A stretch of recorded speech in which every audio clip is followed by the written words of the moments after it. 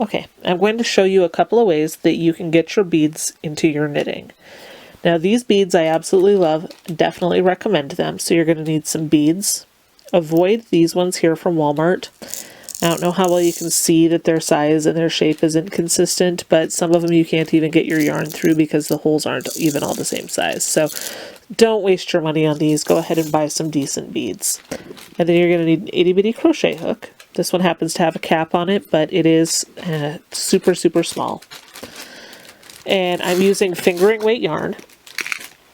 And the first method I'll show you is stranded. And I don't really use this because if you're going to use a project with a ton of beads, especially, you're going to spend forever getting them onto your yarn. And then you're going to be sliding them back and forth across your yarn. And everything I have read says not to do that, because when you do, you're just running it back and forth across the same areas, and it wears it down, and it reduces the integrity of your yarn. So what you'll do is you'll get your beads on your crochet hook, and you're just going to loop your yarn in half over it, and then slide them one at a time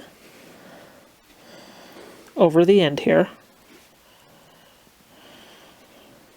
And if you had hundreds to do this way, I also imagine it would take forever.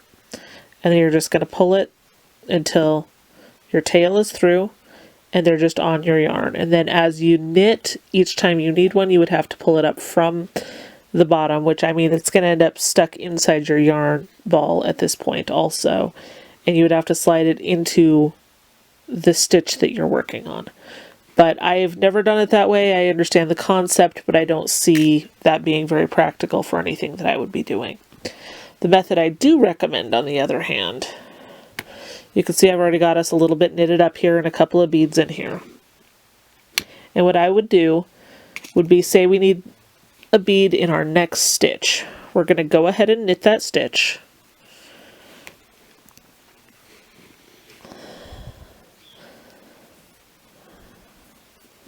And then we're going to get one bead on our crochet hook, slip it all the way back, and then we're going to take off our last stitch, holding your working yarn so that it's nice and tight so you don't lose this stitch here.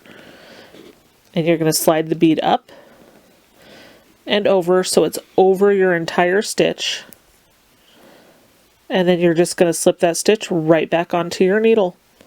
And then you can go ahead, go on your merry way with your knitting, and that bead will be there. And when you come through the next time, it's going to be a little bit tight to slide your needle through, but it'll stay perfectly and it looks wonderful. So that is how I would recommend doing your beading.